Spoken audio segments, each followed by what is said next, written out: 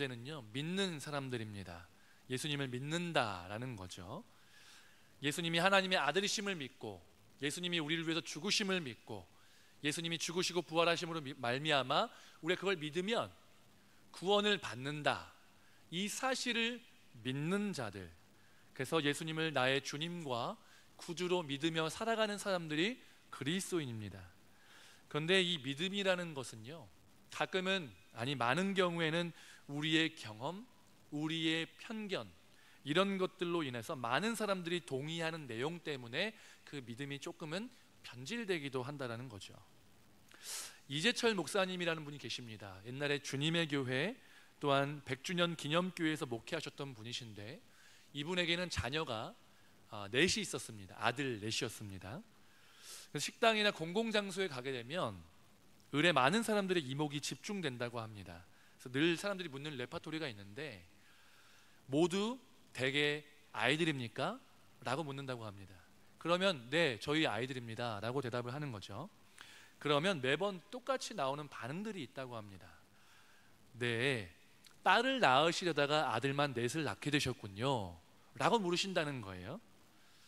대부분의 사람들은 이런 반응을 보이면서 내가 생각하는 이 생각이 확실하다라는 어떤 확신을 갖고 이렇게 이야기를 한다라는 것이죠. 그런데 이재철 목사님과 사모님은 아들을 낳다 보니까 딸을 낳아야겠다 싶어서 딸을 낳기 위해서 더 낳다가 보니까 아들을 낳은 게 아니라는 겁니다.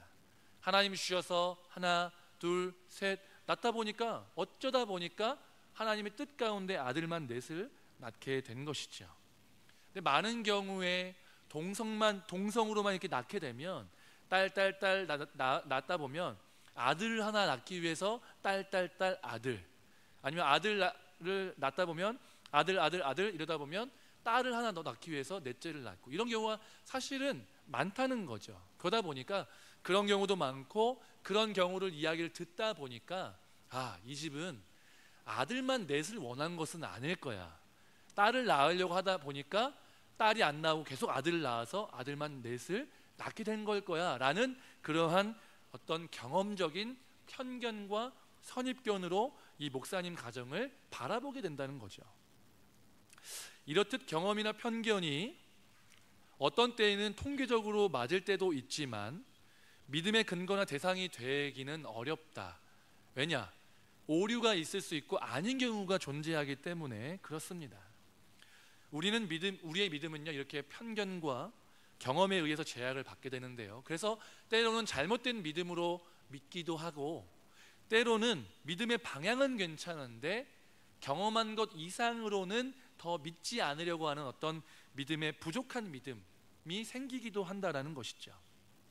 오늘 마르다의 모습도 이러한 부족한 믿음의 모습이 나타나고 있다는 것입니다.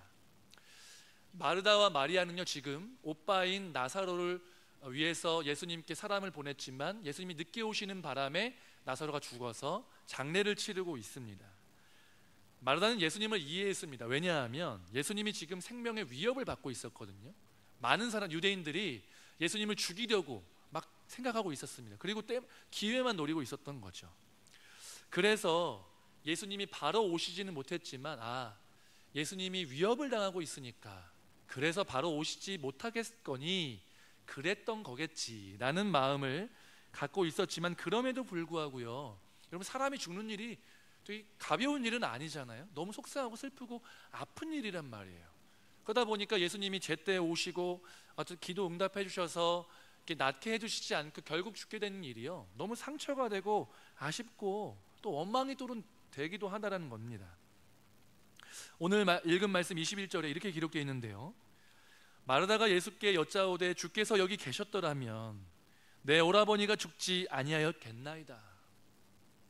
우리나라 성경은 되게 정중하고 이게 약간 엄중한 말투로 번역이 되어 있으니까 전혀 분노와 화남이 느껴지지 않지만 사실은 원망이 되는 거예요. 지금 이게 보면 주님 계셨으면 살았을 텐데 너무 아쉽습니다, 너무 속상합니다 라는 마음이 담겨 있는 것이죠.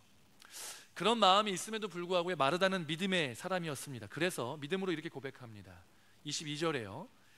그러나 나는 이제라도 주께서 무엇이든지 하나님께 구하시는 것을 하나님이 주실 줄을 아나이다. 주님이 이제라도 구하면 뭔가 응답을 주실 것을 내가 압니다. 내가 믿습니다라고 이야기하는 겁니다. 그러면 마르다가 이렇게 이야기하는 것은 뭘 말하는 걸까? 마르다가 정말 이 오빠가 죽었는데 지금이라도 예수님이 하나님한테 구하면 응답을 해주실 거니까 지금 살려주십시오 라고 얘기하는 걸까? 그런데요, 그런 믿음은 아니었던 것 같아요. 왜냐하면 그 이후의 대화들을 보면, 그 이후에 마르다의 반응을 보면 그렇게 생각하지 않았거든요. 23절과 24절 말씀에 보면 이렇게 기록되어 있습니다. 예수께서 이르시되 내 오라비가 다시 살아나리라. 마르다가 이르되 마지막 날 부활 때에는 다시 살아날 줄을 내가 아나이다. 예수님이 말씀하시는 거, 내가 살려줄 거다, 지금 살려줄 거다라고 말씀하니까 이 사람이 마르다가 뭐라고 반응하냐면, 내가 믿습니다. 내가 믿는 것은 마지막 날 부활 때 우리 오빠도 부활하고 나도 부활하고 다 부활해서 결국 만날 거 나도 알고 있고 믿습니다 라고 고백하는 거죠. 나중에 보면요, 예수님이 나사로를 살리시기 위해서 그 무덤 앞에 가서 돌을 옮겨라 이랬더니, 주님 이미 시체가 썩어서 냄새가 진동하는데 왜 그걸 열라고 하십니까? 라고 얘기해요.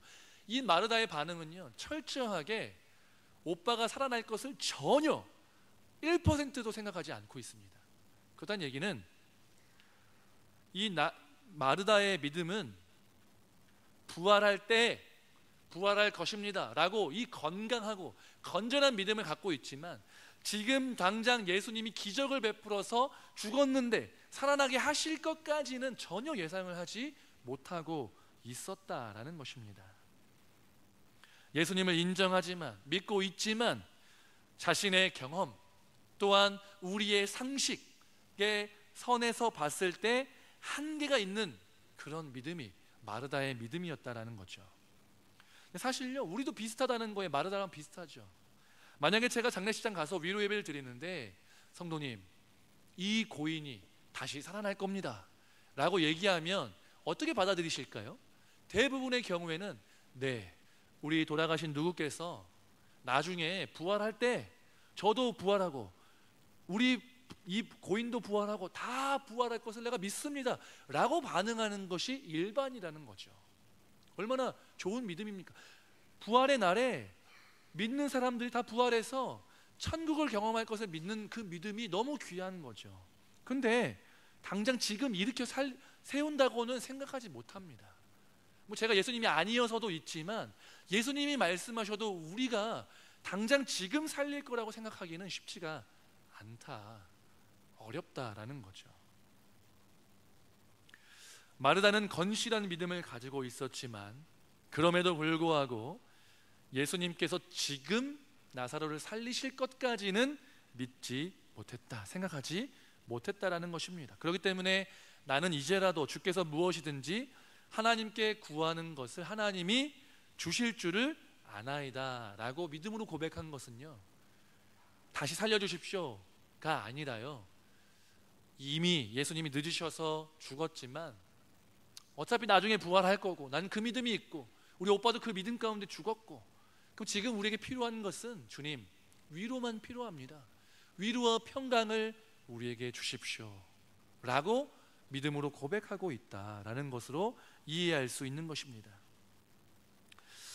마르다는요, 예수님께서 알맞은 타이밍에 오셔서 나사로를 치료하길 원하셨는데 그게 안 되니까 지금은 뭘 원하냐면 위로해 주십시오.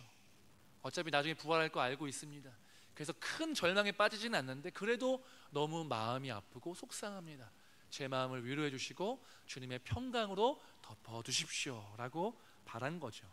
근데 예수님은 마르다가 기대했던 것과는 전혀 다른 응답을 가져오셨고, 예수님은 나사로를 나중에 부활하게 하는 것도 하실 것이지만 지금 이 본문에서 이 말씀 가운데서 나사로를 다시 살리셨다, 무덤에서 다시 일으키셨다라는 겁니다. 예수님은요, 나사로를 다시 살리심으로 예수님께서 부활하실 것을 미리 보여주셨습니다. 예수님이 죽으시고 부활하신 것을 통해서 또한 우리에게 뭘 알려주시냐면 예수님을 믿는 우리도 부활할 것이다 라는 것들을 명백하게 시각적으로 보여주셔서 교육을 하시는 거예요. 봐라, 나사로도 살렸지, 나도 살았지, 너희도 부활할 것이다. 말로만 약속한 게 아니라 내가 보여줬으니까 이거를 믿어라 라고 말씀하고 계시는 것이죠. 그것과 함께 예수님은 우리에게 무엇을 약속하시냐면요, 이 나사로의 다시 살리심을 통해서요, 이 땅에서 우리에게 진짜 하나님이 주고 싶으신 것은 건강한 몸, 더 많은 소유, 이 땅에서의 성공, 이런 정도가 아니라 우리에게 생명을 주고 싶으시다.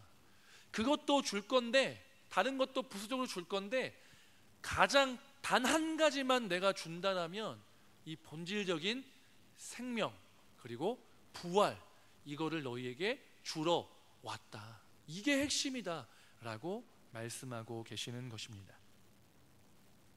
근데 여러분, 이렇게 예수님의 십자가의 죽으심과 부활을 생각하면 마르다가 생각한 것처럼요, 우리도 자꾸만 우리의 시선, 부활이라고 하면 시선이 죽은 이후에 나중에 부활하게 될 그 부활만을 보게 되잖아요. 이게 일반적이고 정상적인 반응인 것은 사실이죠. 마지막 날 부활할 때에는 다시 살아날 줄을 내가 아나이다 라고 마르다가 대답했잖아요. 우리도 그와 같은 고백을 하는 줄로 생각합니다. 그렇게 믿습니다. 근데 여러분, 그때에만 부활이 있다라고 말씀하시는 게 아니라는 거죠. 여러분 보세요. 나사로가 지금 죽었죠. 다시 살리셨죠. 근데 사실은 우리에게도 이런 일들을 지금 단순히 우리 너 죽으면 지금 당장 살려줄게, 이거를 말하는 게 아니에요. 나사로의 부활은요, 예수님의 부활은 독특하고 특이한 부활이에요. 근데 이걸 통해서 우리에게도 이러한 부활이 지금 일어났다, 다시 살았다라고 보여주시는 거예요. 나중만 아니라 지금도 다시 산 삶이다, 너희가 지금 이라고 보여주시는 겁니다. 근데 여러분, 나사로는요 진짜 죽었잖아요. 다시 살았죠. 누가 봐도 와, 다시 살았다. 근데 우리는 느끼기가 어렵다는 거예요, 우리가 다시 살았다는 것을. 근데 그래서 보여주는 거죠. 우리가 다 죽었다 살아날 수가 없으니까. 그러니까 보여주시는 거예요. 뭘로 보여주시냐? 나사로의 죽음과 다시 살아남을 통해서 보여주신다. 나사로는 육체적으로 죽었다가 살아났지만 우리는요, 나사로도 그렇고 우리 모두는요, 다, 여러분, 우린 다 영적으로 죽었던 자들입니다. 영적으로 죽었던 자들인데 예수님께서 죽었던 우리를 다시, 예수님을 믿게 되면 다시 살리시겠다. 그게 뭐예요? 거듭남이라는 거죠. 거듭났다, 다시 태어났다. 이게 그냥 추상적이고 아름다운 표현, 아, 우리 거듭났다, 이런 표현이 아니고요, 구체적이고 실제적인 우리의 영적 상태를 말하고 있다는 거죠. 영적으로 죽었는데 예수님 믿어서 예수님의 생명을 받아서 우리가 다시 태어났다, 다시 살았다 라는 것입니다.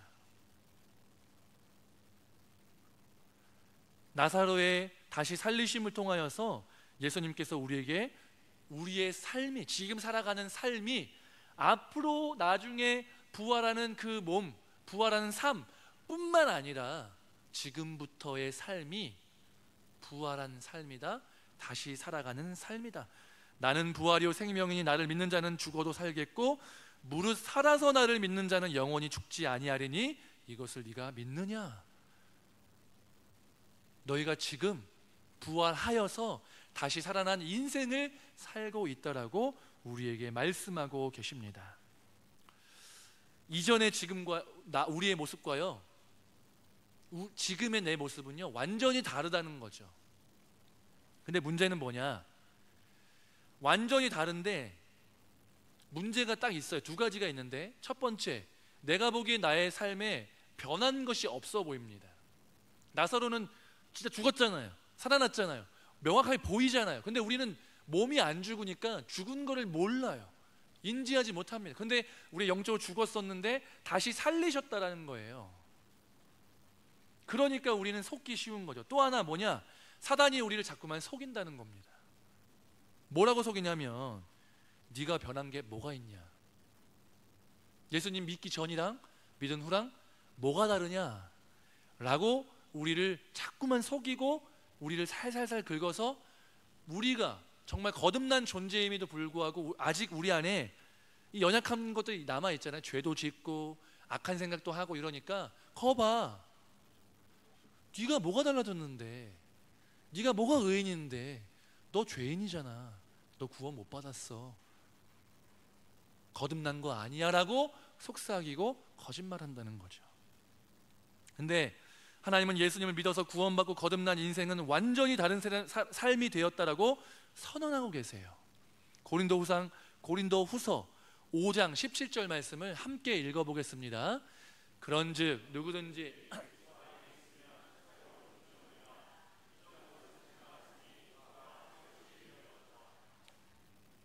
하나님이 자꾸만 이런 말씀을 우리의 삶 가운데 주시는 이유가 뭔지 아십니까? 우리의 변화가 영적으로 분명히 우리의 속사람 안에서 변화가 이루어졌는데 인지하지 못하니, 깨닫지 못하고 자꾸만 속고 사단이 너 안 변했거든? 너 그리스도는 아닌 것 같은데? 너 구원 못 받은 것 같은데? 이런 속삭임에 넘어가는 우리의 비참한 인생을 아시고 우리의 진짜 변화된 상태가 뭔지를 자꾸만 인식시켜 주시는 거예요. 그리스도 안에 있잖아? 너가 겉으로 보기에 외모도 안 바뀌었고 지식도 안 바뀌었고 안 바뀐 것처럼 보이지? 여전히 죄의 열매가 맺히는 것 같지? 그런데 달라. 이전에는 죽었던 자들인데 이제는 살았어. 예전에는 하나님 말씀이 안 들어왔는데 이제는 하나님 말씀이 들려. 예전에 하나님께 반응하지 못했는데 이제는 그래도 하나님께 반응해. 옛날에는 죄를 죄라고 여기지 못했는데 지금 그래도 죄라고 여기잖아. 이렇게 바뀌었어. 그리스도 안에 있으면 너희는 새로운 피조물이다. 이전 것 지나갔고 이제 새 거야 라고 계속적으로 우리에게 말씀하시는 겁니다. 여러분, 예수님께서 우리의 구주 되심을 믿으십니까? 예수님께서 우리의 주님 되심을 믿으십니까? 이것을 믿으면 저와 여러분은 새로운 피조물이고 우리는 거듭났고 부활한 삶을 살아가고 있는 줄로 믿으시기 바랍니다. 우리의 겉모습이 변하지 않았고 우리의 옛 모습이 여전히 우리 가운데 남아있는 것처럼 보인다 할지라도 그것은 우리의 연약함, 또 성화되어는 과정이기 때문에 남아있을 뿐이고, 우리가 느끼든 느끼지 않든 간에 또 명확하게 이전과는 완전히 다른 존재가 되었고 우리 안에 다시 살리셔서, 우리 영을 다시 살리셔서 새로운 존재가 되었다. 새로운 존재로 살아가는 모든 삶이 부활을 살아가는 삶이다 라는 것을 기억하시기 바랍니다. 그렇다면 우리가 구체적으로 거듭난 인생, 그리스도인이 된 인생, 하루하루를 부활을 살아가는 인생이라고 한다면 어떻게 그러면 우리는 부활을 살아갈 것인가에 대해서 고민해 볼 필요가 있다는 것이죠. 부활을 살아간다는 것은요, 첫 번째로는 우리에게 부활, 완벽한 부활, 완전한 부활이 있기 때문에, 또 지금도 다시 산 인생이기 때문에 지금 내가 살아가는 삶의 현실이 암울하고 어렵더라도 부활에 대한 소망을 붙들고 살아가라는 것을 의미하고 있다는 것입니다. 여러분, 인생이 어떤지 모르겠습니다. 근데 많은 경우에 참 쉽지 않다라고 느낄 것 같아요. 근데 뭐 시기마다 다르겠죠. 젊을수록 인생은 즐거워. 또 이제 막 어떤 새로운 부푼 꿈을 꾸고 또한 인생이 그래도 잘 나가고 있을 때는 되게 기쁘고 행복하고 인생은 마치 즐겁다로 점철되는 것처럼 느껴질 때가 많을 것 같습니다. 그러나 그런 시기가 어느 정도 저물고 또 즐거움도 있지만 괴로움이 있고 어려움이 있고 슬픔이 닥치잖아요. 그러면 인생이 참 쉽지 않다는 걸 느끼게 될 거예요. 만약에 우리 인생이 정말 돈 잘 벌고 내가 산 집이 막 땅값이 막 집값이 3배로 오르고 취업 잘 되고 승진 잘 되고 사업 잘 되고 아들 딸 속 안 썩이고 결혼 잘하고 진학 잘하고 몸 건강하고 막 자녀 순풍순풍 낳아가지고 손자가 막 10명 되고 이러면 진짜 그러면 너무 기쁘지 않을까요? 근데 인생이 그렇지만은 않다는 거예요. 잘 나가는 것 같은 일들만 벌어지지 않는다는 거죠. 하나님과 동행하며 살도록 만들어진 인생이 하나님 없이 살려고 했기 때문에 다 망가졌거든요. 저와 여러분 다 망가졌어요. 그러니까 완전 구제불능이다 이런 뜻이 아니라 우리의 모든 삶의 영역들이 망가졌다는 거죠. 그러다 보니까 상처가 있고 연약함이 있고 죽음이 있고 사망 권세 아래 붙잡혀서 죄의 열매가 막 맺히는 거예요. 그러다 보니까 같이 사는 게 결코 행복하지만 않다는 거예요. 말로 상처 주기도 하고, 상처 그냥 괜히 받기도 하고, 어려움을 겪기도 하고, 무관심하기도 하고, 이런 여러 일들을 통해서 또한 질병, 고통, 상처, 고난, 어려움, 죽음, 이런 것들 때문에 어려움을 당한다는 겁니다. 그러나 이런 어려운 현실 속에서도 결국에는 부활이라는 그 새 생명이라는 것 앞에서 이 모든 것들이 다 사라질 수밖에 없는 영원하지 않은 짧은 것들이라는 것들을 확인할 수 있기 때문에, 그렇기 때문에 우리는 이 부활의 소망을 붙잡고 살아가게 되면, 그러면 이 모든 것들을 인내함으로 이겨낼 수 있게 된다라는 것입니다. 여러분, 우리에게 부활의 소망이 있으십니까? 부활에 대한 소망, 부활을 통해 우리를 사망 권세로부터 건지신 예수님께서 우리의 삶을 책임지신다라는 그 믿음으로 매일매일 살아가시기를 바라고, 그렇게 살아갈 때 주님이 주시는 평안함을 누리며 기쁨 가운데 살아가실 수 있기를 주님의 이름으로 축복합니다. 이렇게 살아가는 삶에는요, 이 시선과 관점이 바뀐다는 거예요. 우리는 세상 사람들처럼 이 땅이 끝이 아니고 또 육적인 것이 끝이 아니고 영적인 것이 있고 눈에 보이지 않는 하나님이 다스리시고 영원한 생명이 우리 가운데 있다는 것을 깨닫게 되었잖아요. 그렇기 때문에 우리가 이 땅의 것들에 지나치게 집착하지 않을 수 있게 되었다는 거예요. 성공, 인정, 소유, 명예, 이런 것들이 있잖아요. 이런 것들이 쓸모없다라고 얘기하는 것은 거짓말이에요. 쓸모 있죠. 근데 그 쓸모가 여러분 영원하지 않다라는 거죠. 죽음이라는 것 앞에서요, 이 모든 것들이 다 순식간에 사라지는 것 아니겠습니까? 아무리 큰 명예를 얻어보세요. 당장 내일 죽는다고 하면 그 명예가 이 사람에게 의미가 어느 정도 있겠습니까? 갑자기 오늘 로또가 당첨됐는데 내일 죽는다고 생각해 보세요. 이 소유가 무슨 의미가 있겠냐? 물론 당장 안 죽으니까 의미가 있죠. 그럼에도 불구하고 우리가 이 땅에서 누릴 수 있는 것이 영원하지 않은데 영원한 것을 우리가 붙잡을 수 있기 때문에, 그 부활과 생명이 있기 때문에 우리의 시선과 가치관이 바뀌어야 하고 바뀔 수밖에 없다라는 것입니다. 근데 우리는 마치 예수님 믿는 것이 원래 살아가던 삶에서 예수님을 덧붙여가지고 예수님이 내가 원하는 것들을 이루어 주시는 분으로 인식하면서 그렇게 신앙생활을 할 때가 너무 많다라는 거죠. 내가 원하는 것을 얻게 해주십시오, 얻고, 성공하게 해주세요, 성공하고, 돈 많이 벌게 해주세요, 돈 많이 벌고, 이게 예수님의 역할인 걸로 착각한다는 겁니다. 예수님이 아까도 말씀드린 것처럼 예수님이 우리에게 진짜 주시기 원하시는 것은 생명이고 부활이고, 그 생명과 부활을 얻은 자들은 다른 가치관으로 이 세상을 바라봐야 한다는 것이죠. 영적인 눈으로, 하나님 나라의 눈으로 바라볼 수밖에 없고 그렇게 바라봐야 한다는 것입니다. 로마서 12장 2절 말씀은 이렇게 기록되어 있습니다. 함께 읽겠습니다. 너희는 이 세대를 본받지 말고 오직 마음을 새롭게 함으로 변화를 받아 하나님의 선하시고 기뻐하시고 온전하신 뜻이 무엇인지 분별하도록 하라. 그리스도인이 된다는 것은요, 우리의 마음이 변화되는 것이고 그 다음에 하나님의 뜻을 분별하는 사람이 된다는 겁니다. 이전에는요, 내 뜻대로 산 거예요. 어떤 것들을 결정할 때 세상에서 주는 기준들이 있잖아요. 뭐 누구 이성을 만나면 예쁘냐? 뭐 이런 거 물어보고, 그 사람은 뭐 능력이 좋으냐? 이런 거 물어보잖아요. 근데 예수님 믿는 사람은 좀 달라야 된다는 거예요. 예수님 믿느냐? 영원한 생명이 소유하고 있느냐? 그런 관점으로 바라봐야 한다는 거죠. 직장을 구할 때도요, 마찬가지라는 거예요. 하나님 나를 부르셨느냐? 하나님 내가 어디를 가기를 원하시느냐를 봐야 되는데 돈 많이 주냐? 워라밸 좋으냐? 이런 것들만 시선을 맞춰서 그것들로만 결정을 한다면 하나님의 뜻이 아니라 그냥 내 뜻대로 사는 거잖아요.